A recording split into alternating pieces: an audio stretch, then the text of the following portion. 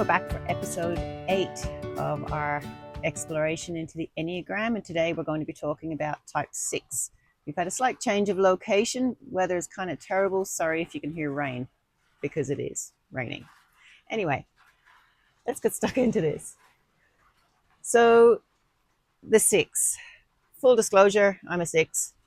So this is going to be an interesting one for me, just to be able to share my lived experience of the type.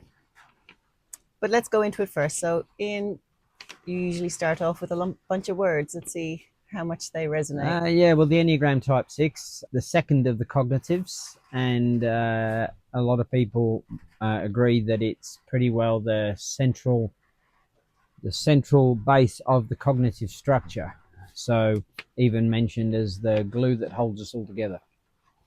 So as far as the 6 goes, they're known as the loyalist.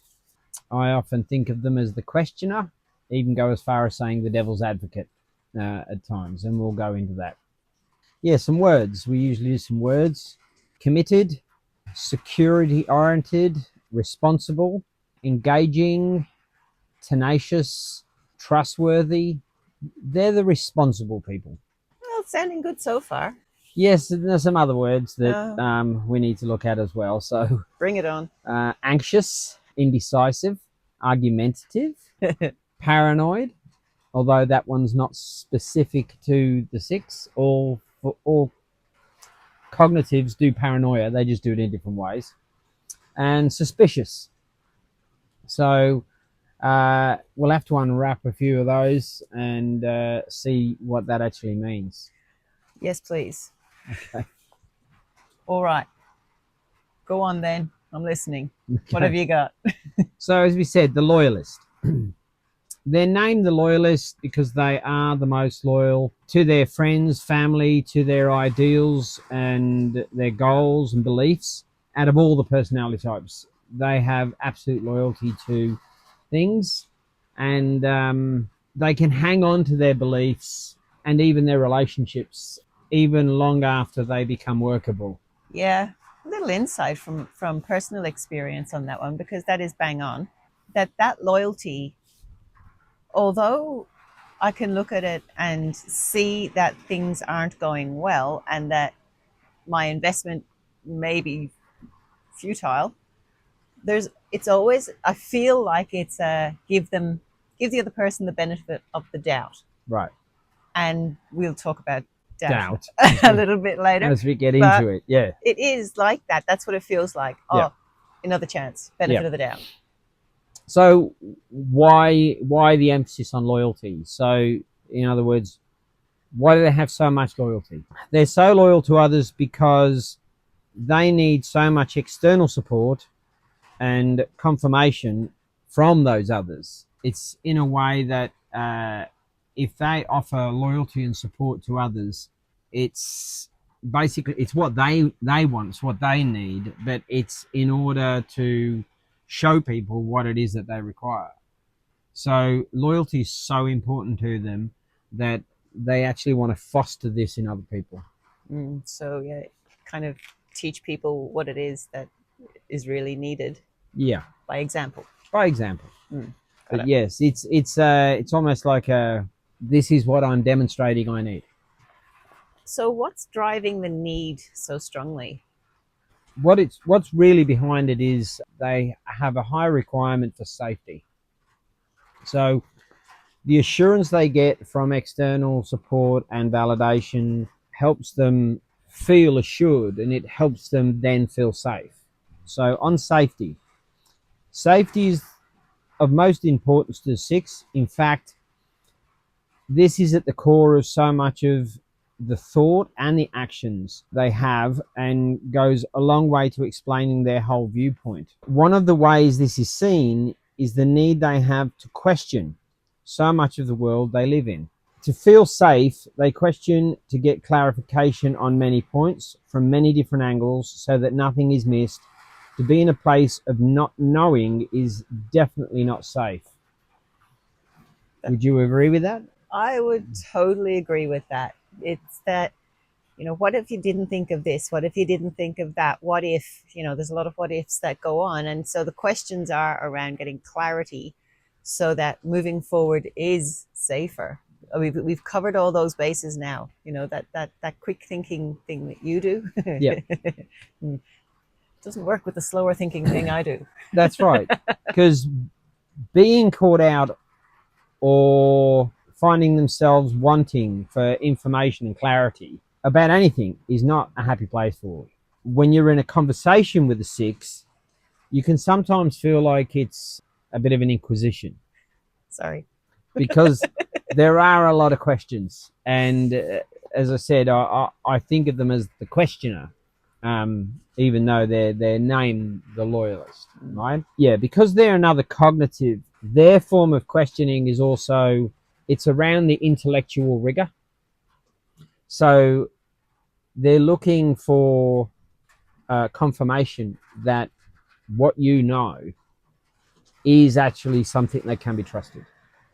Yeah, that would be about right.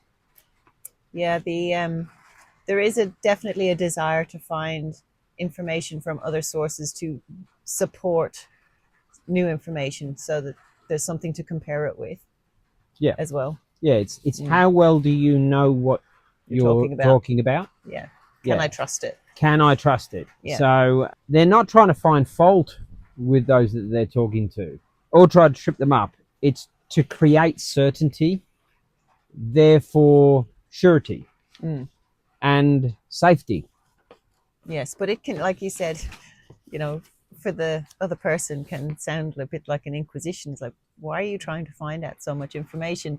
Probably feeling a little bit on the spot, when in fact it's more, this is for my own assurities. I think we're going to be using that word a lot. Yeah, well, it's very much about that, because safety is based in that. It's feeling safe and secure. So you require to be sure about things. We also mentioned the other term, the devil's advocate. So by that, we often known as the devil's advocate is somebody that always asks, the questions, the contrary viewpoint. Yeah. So they often sound like they're playing the devil's advocate or being contrary, and therefore sound argumentative. Again, they don't like to be surprised or being put on the spot or being asked to make quick decisions. And I know that from personal experience with you. You don't like making snap decisions. No, and don't change the plan in the last second either. That'll mess me right up. That's right. And it's something that happens on repeat. It really does. Yeah. You're not a real quick learner in that regard. But anyway, I'll let you away with it. So undecisions, they're often described as indecisive and can often describe themselves as indecisive. Yes. But looking more closely at this reveals what's really going on. You see, if you make a wrong decision as a 6, it increases the stress and the anxiety, leaving them feeling unsafe, which leads to the stress points and the security points, I suppose, because what are the stress points and the security points for a 6? 3 and 9. Yeah. So in stress, 6 is moved towards their subtype of 3, which can cause them to feel competitive. They can even show arrogance and, dare I say it again, argumentative, because basically competitiveness with arrogance in language in a conversation would sound argumentative. But ultimately it's still trying to do the same thing, just in a less, or maybe a more unhinged kind of a way when being stressed. Yeah. So the question, it'll still be in the questioning. Yes, it will. Manner. It's just probably also trying to gain some ground. So holding on to a point or holding on to a particular angle on in the conversation. That's right. Is really important in the stressed moments. Because again, hanging on to that belief, they're fiercely loyal to their beliefs, and letting go of them is something that is very difficult to do. To the very last chance that there's anything salvageable in it. Well, you don't want to go rocking the world and stuff, you know. That's right. Because again, we'll get into this a little bit more in a minute, but it comes down to their inner drives and that need for safety and security and being assured. Well, it's knowing the environment, knowing what's going to happen and being prepared for anything that could That's right. turn up. So when they do feel more secure, when they do feel more assured, when they do feel less stressed, they go to their other subtype of 9.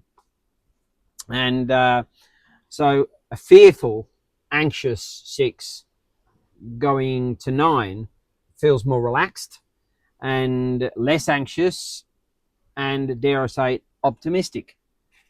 So, which leads us to that subject on optimism, because you can't talk about optimism without talking about pessimism. Well, yes, they are friends. Yeah. So pessimism, first of all, optimism. They don't always sound like they have an optimistic viewpoint. They can often sound like they've got a pessimistic viewpoint. And if you're a naturally optimistic person in a relationship with a 6, you may hold this viewpoint that they're being pessimistic. Why do you keep bringing it down all the time when everything's fine? However, what's really going on is the belief that optimism is blind optimism, hoping for the best, not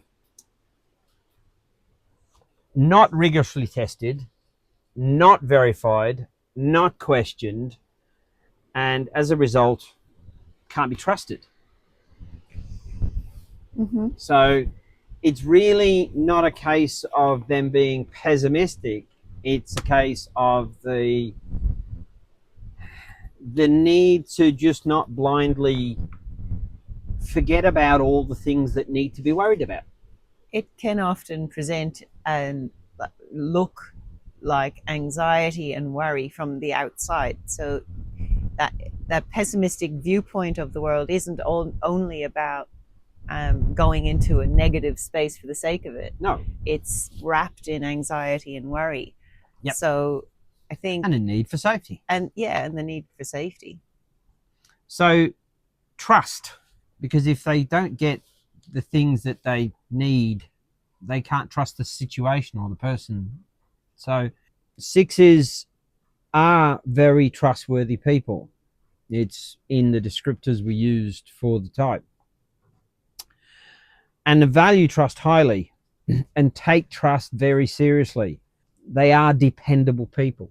So to trust you, they need to be able to trust what you say. They need to be able to trust what you do. Trust for them helps to ensure safety, which helps to ensure confidence through surety. So probably need to talk a little bit about confidence. Probably do.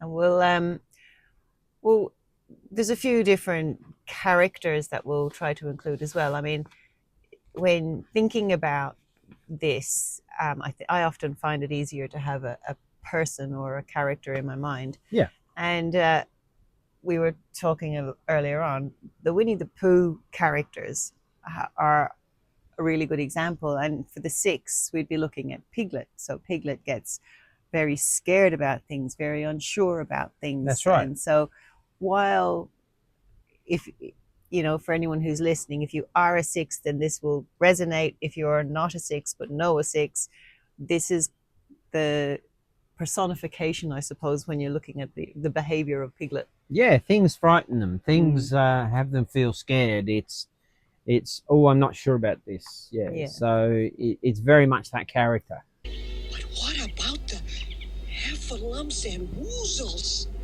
Oh, let them find their own campsite. So confidence. 6s can lack confidence. In other words, they're not sure. Pooh, Tigger, I don't know. How can you be sure of anything unless you've questioned it and tested it and verified it? You know, so, and that's from every angle. And again, from other angles. Oh, all the angles. And it doesn't stop. overthinking is something that you would say is quite common for a 6. Which is kind of funny. People have accused me of overthinking, and I'm like, no, I'm just thinking. This is normal. That's right. So we'll probably, touch on that again. But yeah, the type of thinking they do as opposed to the other types. And it's also fair to mention that 6s are unique in the Enneagram for the simple fact that there are 2 types of 6s. So you've got the phobic 6 and the counterphobic 6. So the phobic 6 is an introvert, and the counterphobic 6 is an extrovert. And this doesn't happen in the other personality types. Does make sense though. That would happen with the 6. They yes, do well, duality. They have the duality, the this or that. Yeah, the contrary viewpoint, the diopposed view. So yeah, they've got that within the personality type as well. Yep. So quite fitting, really, that it is the case for the 6. I've got a couple of notes. I'm just going to read from a couple of notes. The first doesn't come out to meet confrontation. So the phobic 6 doesn't meet the confrontation, but the counterphobic 6 will. And the phobic 6 will shrink away from confrontations, situations and people, often keeping quiet about their thoughts or their misgivings about it. Whereas the counterphobic 6, being the extrovert, will come out to meet the confrontation and be more vocal about it, and often voice their thoughts and misgivings, and they can get quite loud about it. Yeah, I'll put my hand up for the phobic version.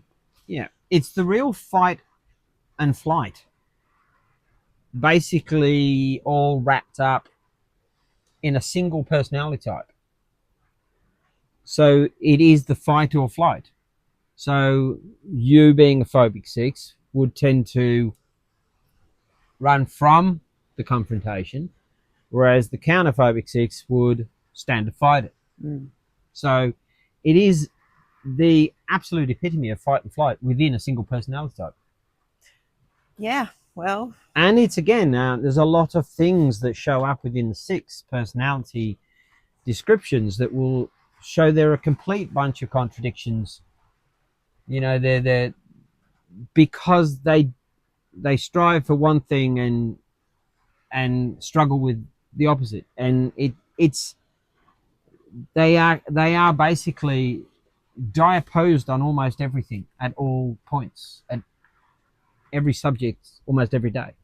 It has occurred to me that I do feel sorry for types with 6 as a subtype, because I suppose living with this my whole life, I've always been a 6. You kind of have, I have strategies and I have ways of relating to how I do life. But if it was a sometimes gig, I think it would be quite the handful. Yeah, so that need for safety is because there is a fear. So fear, for all cognitives, in fact, is a motivator. It just motivates them in different ways. The way fear affects me as a type 7 affects you as a type 6 in a very different way. What I do with it and what you do with it is very different. So fear for 6, their basic fear is a lack of self-confidence. Being assured within is not a natural state for them. They look for external validation and support. They naturally give validation and support to others, but not to themselves. A lack of external support can lead to increased fear and a feeling of not being safe. A common thing to hear from a 6 is, I'm not sure about that, or I'm not sure about this, and either with a questioning tone or as a statement of fact, like, I'm not sure about that, or, oh, I'm not sure about that. It's either way. It's a very common thing to hear from a 6, and even in conversation, they'll throw it in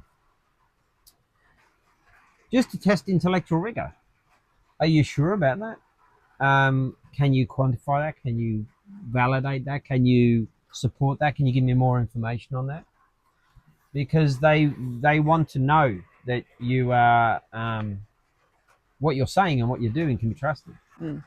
And a lot of it is in that drive to reduce anxiety, because anxiety is it's a fairly constant thing that runs. That's right. So there's a level of worry that's there all the time, and so by being more aware and sure of potential hazards and getting all of that cleaned up reduces the anxiety, and it just calms the whole nervous system down. That's right. Mm. So I'm not sure about this. That would sound like doubt. So So yeah, we've had these conversations many times because of our relationship. So we'll touch on some points for the benefit of this to cover things that we've talked about many times. Mhm. So doubt. If they sound doubtful about something or someone, it's because they actually have a constant inner voice of doubt about themselves or their own judgment. Therefore, they're looking for external support and validation. And as we said, they naturally question to ensure its rigor before trusting it. This internal battle for self-confidence can be confusing because so many conflicting thoughts can collide and increase the stress. And as a result of that, it seems to give them many things to worry about. Would that be the case? It's so the case. It is so the case. Yeah. We'll cover that. Mm. So, and just one other thing. When we're trying to think about who could be like descriptors of the type, how you can see them on screen. Do you remember The Good Place, the TV show that we watched a good while yes, ago? vaguely. Yeah. So the character in that show called Chidi is a great example of a 6. I am absolutely paralyzed by decision making, and it is destroying my life. And the degree of worry that he does. Yeah, always worried about something. Oh my God, I've got a pain in my gut again. Yeah. I'm in a perfect utopia, and I have a stomach ache. That was a thing. So we'll put some of that up through through this as well. Good clips. Good clips to show what it looks like. Yeah. But I'm sure people will understand. I think so. Yes. So, growth for a 6, if there's fear and there's a feeling of not safe, the challenge for a 6 is actually courage. So it's to be brave. So being brave in the face of all the evidence or in the face of lack of surety or a lack of self-confidence. It's being brave regardless of that with everything in everyday life. That can lead to growth. Well, I think I've got an example of that one as well, because we talked a lot about this for many years, and we've often said, we need to write a book. And then when I did end up writing the books, and the next thing that was great, because there was an element of hiding behind the book itself. I didn't have to go out there. I didn't have to do anything with that. And then it was, maybe we should start a YouTube channel, which is great theoretically, until I had to stick a camera in front of my face. Yeah. And then the nerves and the worry and all of that fear was real. And it was a lot of mental gymnastics. Oh my goodness. A lot of mental gymnastics to get past that. Yeah. So as far as the fear is real, fear is great, and it's learning to handle that and growing past that. So other things for that is looking for what is right with the picture rather than looking for what is wrong with the picture. Not doing the what if this, what if that. I'd run out of words if I didn't get to say that, though. I understand. I don't know what you mean. I live with it. So, but that is a part of the growth process, is going, okay, I'm not going to let the fear rule me. I'm not going to let the indecision get to me. I'm not going to let the needing to have all of the angles looked at before I do something. I'm just going to give it a go and try it out. If it's this, I can handle it. If it's that, I can handle it. Yeah. I think that's pretty much where I ended up coming to with that. Yeah. And making decisions. So that's what you're for. Yeah, I'm aware of that. But making a decision is made difficult for a 6, because decisions require knowing all of the things. And if you don't know all of the things, how can you make a decision? Yeah. What if you make the wrong decision? And it was a very interesting conversation that we did have about the wrong decision. And it's like, does that even exist? A decision is a decision. Yeah. And learning to grow, it's learning to trust your inner judgment rather than looking for an external validation or an external confirmation from somebody else. Also, learning to handle paranoia. All cognitives have some form of paranoia. It looks different for the different types. And also, we'll talk about it again in a minute, but, handling the anxiety, handling the doubt. But the one we'll talk about is the suspicion. So suspicion is something that is associated with 6s. Again, it's part of the trying to understand why. But we'll get to that, and we'll talk about that in a moment. So that suspicion bit, there's, as you were already mentioning before, there are so many different angles to look at various different situations. And honestly, I often find myself so tangled in knots with so many different thoughts. Do you have a reason? What's going on with that? Okay, suspicion. 6s are naturally suspicious. They have all the attributes that make it so. They ask lots of questions in the pursuit of the why.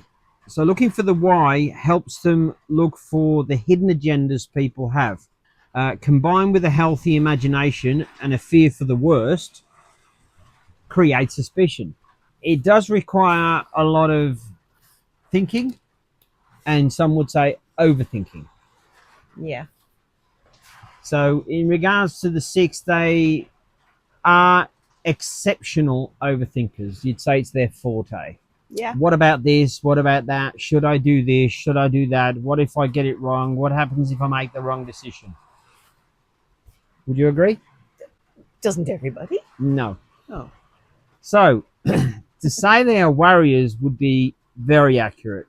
They worry about almost everything, and that's not just worrying about things for themselves. They'll, of course, do all of your worrying for you too.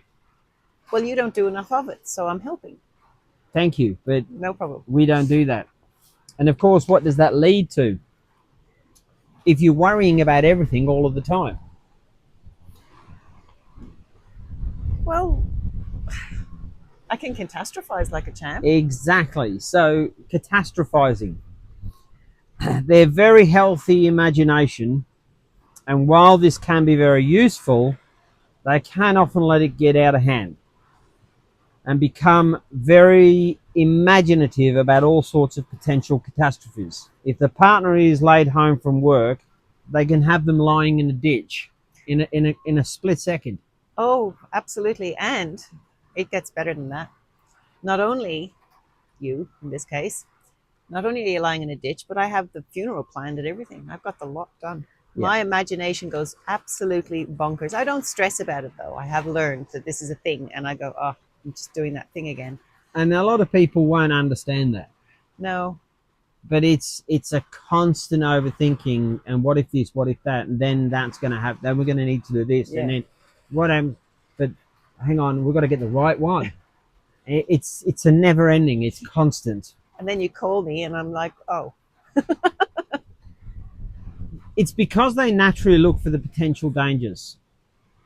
So they are always on the lookout for every aspect of life that is unseen. They need to be prepared in order to maintain a feeling of safety and a feeling of being secure. Would you agree? I would absolutely agree. So in regards to that, we've got doubt, indecision, worrying, and a lot of what sounds like not so favorable things. No, sounds like I'm a bit of a basket case, to be honest. Yeah, but the truth is it's not the case. It's just another viewpoint of the world. But what do they bring to the table?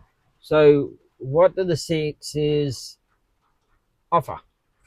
Anxiety and stress and doubt. I'm just kidding. Other than that? Questioning. Finding a good solution. Absolutely. Yeah. Absolutely, because they do all of the thinking that a lot of the other types don't naturally do.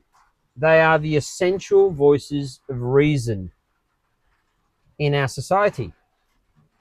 They offer sober, considered reasoning, asking all the important whys, the really important questions, the things that make it so that things aren't overlooked. It's because of this strength that they can often be such valuable support to people that don't usually consider all of the things that they consider. Yeah. It's quite a moment when that really has a place. Yeah, and the real value of that shows up when you see them in action, when you see them out in the world, when you see what they actually do. What do they do? Well, again, we do this with all the types, but where would you find one in the wild? So, well, the obvious answer is troubleshooting. They excel at troubleshooting. They excel but more than any other type at it because they are always on the lookout for what can go wrong. So we also see them in using a variety of their abilities in law, in the legal systems. They're also excellent in advocacy roles, so they can advocate for others. We see them in politics. Again, there can be a lot of backwards and forwards and twos and froms, but what about this? And have you thought about that? And, you know, so we see them in politics. Support or counseling roles. Again, they ask the good questions. And when somebody is coming in with something bothering them or they're struggling with something, they can often find the right question to help them get to the bottom of it. Yeah. I have to say, one of my favorite jobs is counseling. Right. I love it. So it's a very important ability to have. You'll find them in military roles, security, again, looking for what needs to be accounted for and being able to know what to do to head it off. They don't necessarily make all the decisions. That's because they're not sure. But they're okay with following decisions. Again, people in the military can do that. Mm-hmm. And again, like all the other types, usually migrate to some form of vocation that will allow them to access their natural skill sets. However, like a lot of other people in the world, some people just do a job to make ends meet, to pay the bills. But no matter what job they end up in, you'll find that they'll do it with that very much six. Oh, windy day. Very much six flavor. So they'll be doing it in their way. They'll be the ones asking questions. They'll be the ones asking, "Are you sure? Is this the right way? Can we do this another way?" So yeah, it'll have a very much a six flavor to it. So we probably covered most of the things that would cover that we need to cover in regards to the six. Yes, I think so. I would agree with all of it. And we could go on and make this video 3 times longer, going into lots of intricate details on lots of things about, for instance, the various different types of paranoia. And but I think we'll have an opportunity to do that when we're finished with this series. We're going to move on to another series, Yeah. and it'll still be Enneagram based, but we still have lots of other content to bring in, so we'll keep it interesting. That's right. So we'll expand on the information as we go further down the track. So next week, then, we're getting to talk about Type 7, which is my type. So I've got the inside track on what that one feels like from the inside, and it's only been since I've been looking into the Enneagram that I found out what it actually looks like from the outside. And I need some pointers sometimes in what that actually looks like. You're welcome. And we'll explain why. Yes, we will. So that'll be a fun one for next week, and I think we're going to get in out of the weather. I think that's a good idea. Okay, so until next week, when we catch up again, hopefully we'll have a nicer day, and we'll talk to you then. A recording outside seemed to be a good idea to begin with, but yes, it got a little bit wild and woolly out here. I hope it wasn't too noisy for the microphones, but anyway. So that is our Type 6 all wrapped up, and next week we'll be into Type 7. If you're interested in looking into the framework that we work with, we have a couple of books on Amazon called The Healing Compass. It's a series, and the author is me, Jen Martin. Also, if you're interested in having your type correctly identified, please feel free to send us an email, and the email will be in the description. So until next time, hopefully the weather clears up and we'll be back in a week.